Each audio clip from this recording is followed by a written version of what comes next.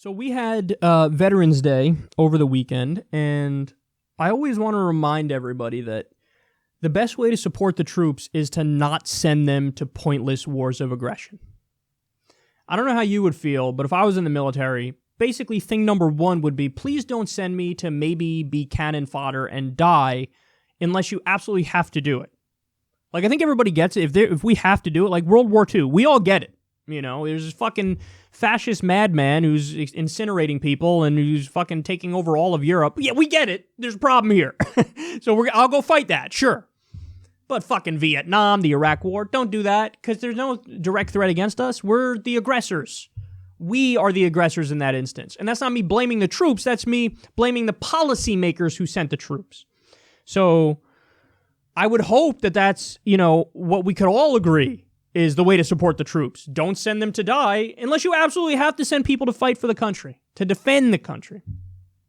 Well, I have some facts here from the Bureau of Labor Statistics and the Roosevelt Institute, among some other groups, that'll blow your mind and remind you of what could have been if it wasn't for our imperialism and our adventurism. So to this point, get this, we've spent over $783 billion in Afghanistan. That's just to this point. Now, it's going to be way over $1 trillion by the time it's all said and done. The war in Iraq, we've already spent about $2 trillion in Iraq. When all that's said and done, when you pay back all the interest on the borrowed money for the war, by the year 2053, the war in Iraq will cost $7 trillion. $7 trillion. So listen to, and this is just the stuff that we could have gotten instead of the Afghanistan War. And this is just the stuff that we could have gotten to this point. Again, by the time all said and done with Afghanistan, it'll be over $1 trillion. But just to this point, the a little over $783 billion that's been spent. Here's what we could have gotten. 661,000 clean energy jobs. We could already be weaning our way off of fossil fuels in a serious way, which would fight climate change dramatically. 661,000 clean energy jobs. We could have gotten 606,000 elementary school teachers paid.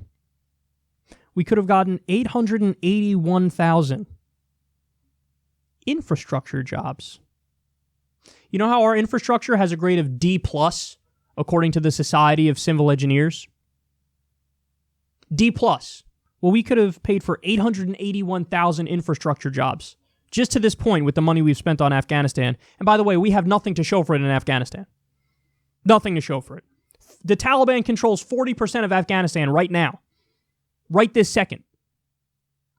I think they controlled less territory when we first invaded. Al-Qaeda's already dead and gone. They're not in there. I mean, you could have just gotten out, and we killed bin Laden in Pakistan. We could have been out of Afghanistan long time ago. Long time ago. We could get VA healthcare for 4.7 million vets for what we spent on Afghanistan to this point. Pell Grants for 8.2 million college students. And Medicaid for 12.3 million people. So the bottom line is this, man. We have to prioritize. When you have a society, when you have a government, when you have a country, you have to prioritize. What are we going to spend on? What comes first? What comes second? What comes third? And what's happened in the U.S. because of our corruption, because of the military-industrial complex and Wall Street and big oil, what's happened because of these big money donors controlling our system is that our priorities are ridiculous, and nobody, if they looked at it objectively, would have picked these priorities. So we could have had all these things, We could have given everybody health care, given everybody free college, given everybody a living wage. We could reallocate our money. I mean, we just did, an $80 billion increase on our military budget this year?